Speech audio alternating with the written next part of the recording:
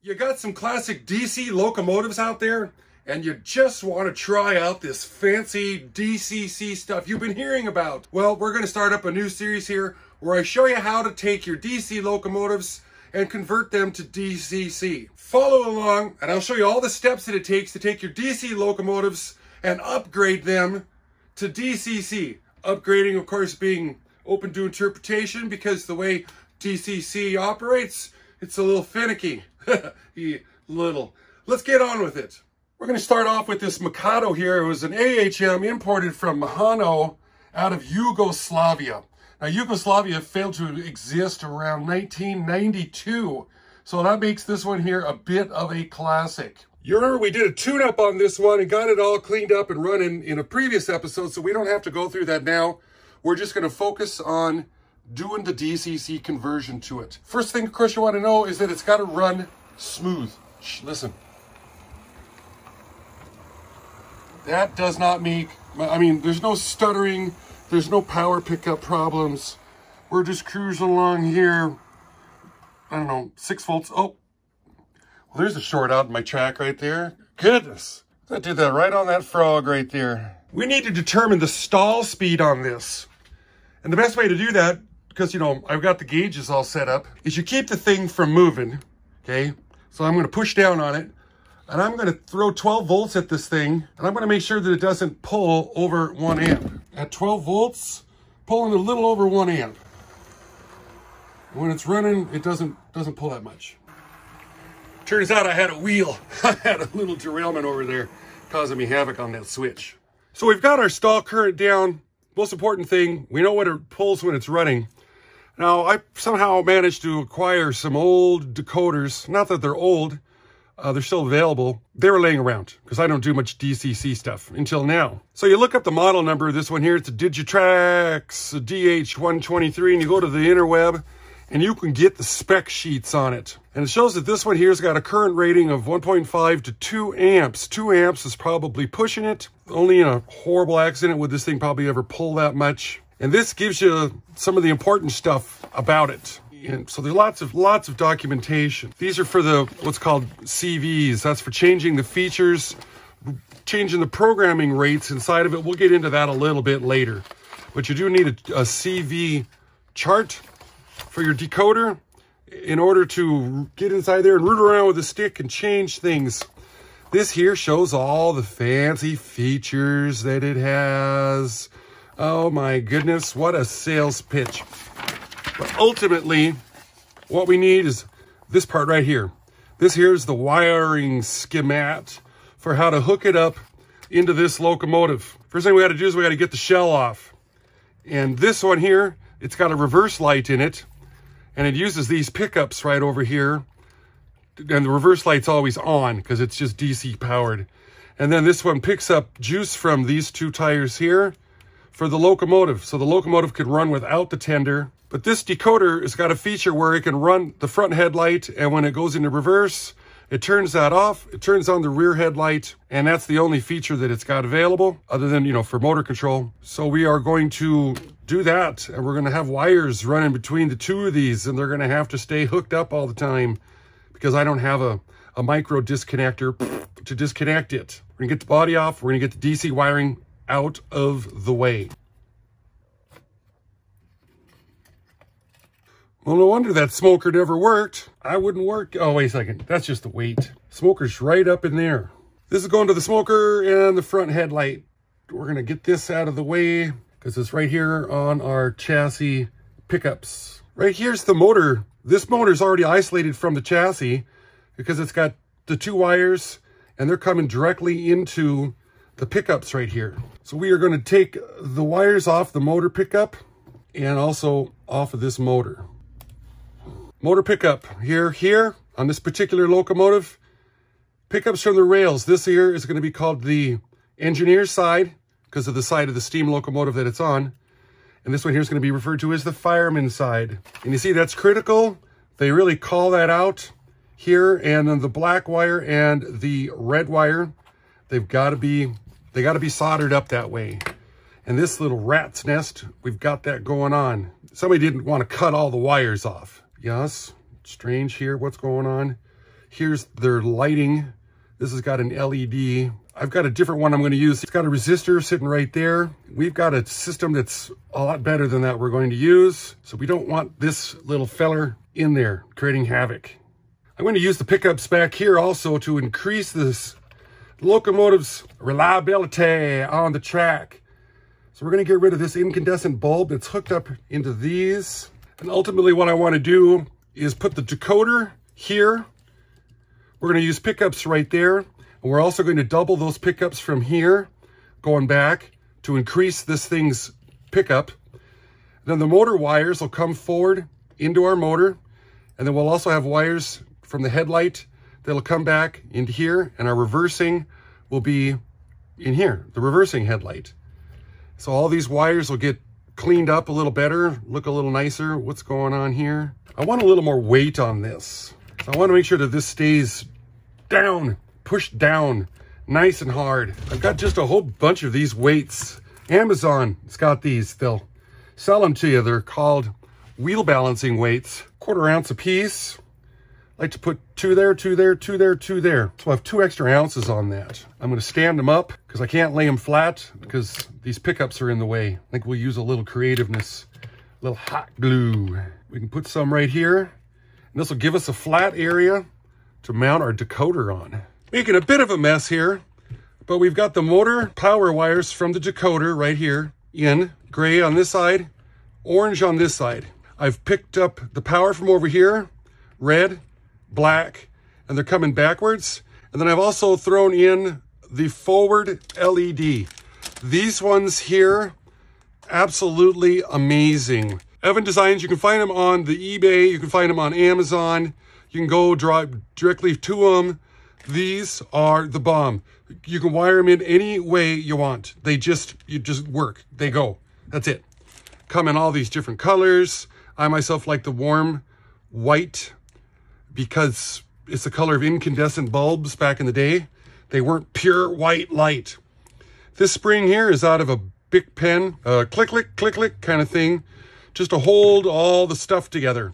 I'm going to come out of the back of the locomotive right through this door here. And then I'm going to carve a little bigger hole right above this coupler so that these wires, they're all going to come in right down there under like that. Pretty, you know, pretty.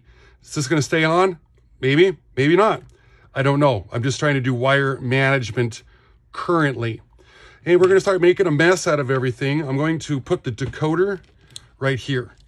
And it's gonna get messy until all the wires are taped up and looking good. Or if a person, you know, really wanted to, and you mount this and you cut each wire just the absolute right length, and you won't have any excess flopping in the wind. This is some foam sticky tape.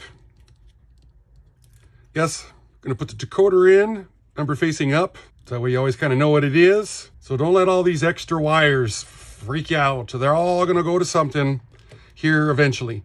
I need to solder my red wire. That's going to be my engineer's side pickup, which happens to be this one back here in the back. This black one, it's going to be cut to the right length, and it's going to go to this pickup up here in the front. And then the decoder, positive and negative, are also going to go to those same terminals. Look at this. Also, all 4 of these are going to be all together. And we just keep getting less and less wires to keep messing around with. After a little time with the old soldering iron, this is what she looks like when it's all wired up here. Now, like the wiring schematic will show you what you do. It uses the blue wire coming out of the decoder is a common bus wire for all lighting effects. So if this had more lights on it, there would be more wires going into it. Currently, there's only 2, and that's for the reverse and forward headlights, reverse lights. Color-coded for the wires. Yellow drives the rear, white one drives the front, I believe. I don't know. I look at the schematic. This green wire is not used. This one over here is not used. So I've left it kind of up like this so you can see it. You can flip it like this. This is what we got now. Now's a great time. Take it over to the track. See what it does. Well, this is what it looks like with everything installed in it, cleaned up. Here's the front headlight right there, just taped on. I had to put the weight on it so the locomotive had, you know, it could go. This is the main harness going to pick up power off the tender, which is doing almost no good at all. And then here's the reverse light. The green wire right here and the purple wire over here, it does nothing. So this is what the install looks like. Now, I had to do a factory reset on the decoder in there, and my NCE power cab had an option to do that by digging through the menu options. What we got right now is we got no headlight operation. Light, that means that the headlight should be on, which it ain't. 0 would also do it. Nothing. So that's got to be changed. Plus, okay, we're going forward right here, and I hit an incremental speed. It doesn't start to move. There's 8, there's 9, there's 10, 11, 12 in forward. Oh, then she starts to move. Go to direction reverse, roll up the speed. Speed 6, 7, 8, 9, 10, 14, 15. You're rotten. Direction forward. Roll up the speed. Nothing. Oh, my happiness. See, this is the joy of DCC right here on full display. It works. Sometimes it doesn't. Sometimes it does. Sometimes it doesn't. Good times. Good times. Why is there an asterisk right there? Select local, 3, enter. Okay, now that asterisk is gone. Golly. No headlight. Forward. See, the headlight blinks. Speed step 10. Direction, reverse. And then the reverse light flash some, and then, oh yeah. So now we got to go into the CVs of this thing and figure out what is the problem. Direction forward, headlight, it should be on. And we can change the minimum voltage for starting. So that way when this is at speed step, you know, whatever, it's at 6, 7, okay, it's 8. 8, it just barely goes. 9, it's trying to. 10, okay, now it's just mad. So there's lots of things to go in and set up. I got to root around and read on them some and see what the heck we got to do. But yeah, good times. The joys of working on the DCC powered locomotives.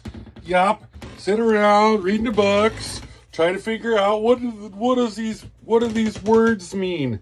What is this? What is, golly, research. Seems like after a while though, you get to know it, and then you don't have to research so much. So the learning curve, it's like straight up and down for a while, and then it levels off to like 80 degrees for a lot more long time, and then yeah. Oh. Some of the fun things about putting classic model trains episodes together is the remembering of things from back in the day. Me and the little lady was sitting around, and we brought up something about the fun of all the candy that we had back in the day that we don't really know or remember or you can't find or anything like that. So we went out and bought a whole bunch, and we'll see how this goes. Do you guys remember these right here? The Nikos.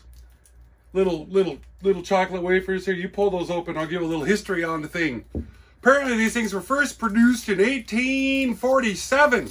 They were the namesake and the core product of a now defunct New England confectionery company, where the word Nico comes from, which operated near to Boston, Massachusetts.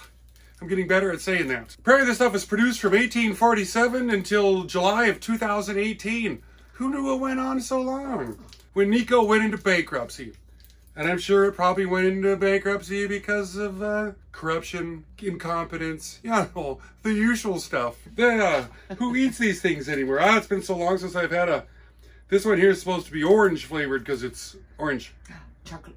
Oh God, that's gonna loosen one of my teeth. May of 2020, the Spangler Candy Company bought the name and the recipe apparently and started reproducing these things. I think we got a batch from 2020. God, it's hard. Here's something fun. 2009, Nico, change the formula. Because that's the best thing to do, is have something that's been running from 1847 to 2009. What's the math on that? Apparently the people that always ate these things didn't like it, and then they changed it back in 2011. Probably had a lot of reason to do why the dang company went bankrupt to begin with. Holy moly. I don't remember them being this hard when I was a kid. Ooh, the purple one. Maybe there's a reason why we don't eat these anymore. Oh my God. Let's get back into this video. Oh, I think my stomach's burning. Earlier today when I said I was going to do a factory reprogram, I used this right here. Is that going to show up? This is a flow chart for the menu navigation for an NCE power cab. And I seen this word here that said factory reprogram, so I navigated myself down to it and clicked onto it, and away I went. And that did not factory reprogram nothing. You gotta go take to the CVs and take CV number 8 and set it to 8. And that gave us everything that's supposed to be working. So now I can turn on my headlight, and we got the headlight going, and we're in the forward. And when I put it the direction into the reverse, now the reverse one comes on. Direction, forward. Then reading this sheet right here, I went into the CV number 2, and I changed the starting voltage. Well, it was at 0, and I ended up with a setting of 80 or 0.080. You know, it's got a lot of steps available to it.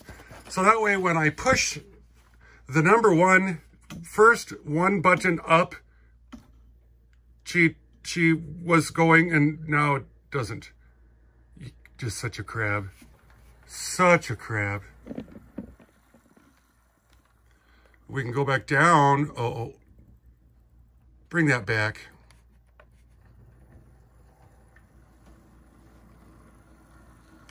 Speed setting 6, 5, 4, 3. There. So now it's rolling on speed setting 1. Oh, we got our caboose set up. Let's go the other direction. Let's go forward. Speed setting 1.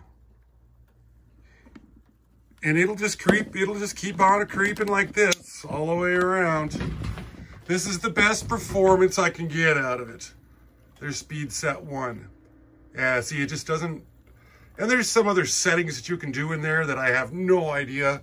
I farted with them and farted with them. So worth all this? We did all this so I could put another locomotive on the track, and I can make it go. You know what we need to do is get that body on.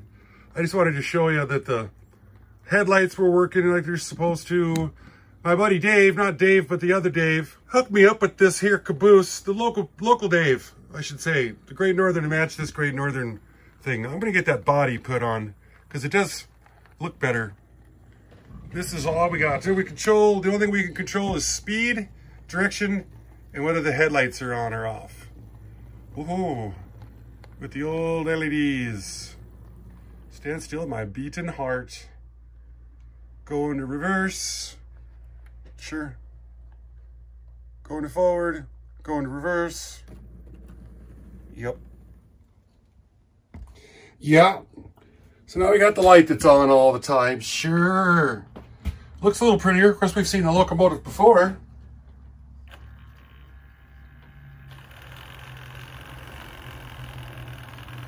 Speed step 5. Just got a little consist put together here for my little layout. Speed step 4. Speed step 3.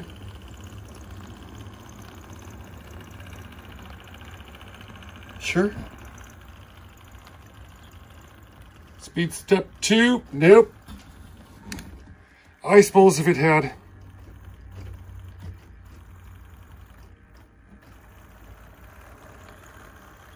Somebody that knew better how to set all them fancy numbers on it, we'd be doing a lot better. I think it's a pretty slow, good-looking crawl anyway.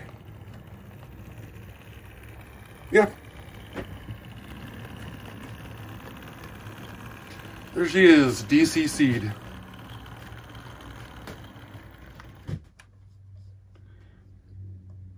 We even got the functioning reverse light on her. Oh, man. Shows you some of the steps that I use to put DCC in locomotives. Now, this is the only second time I've ever done it.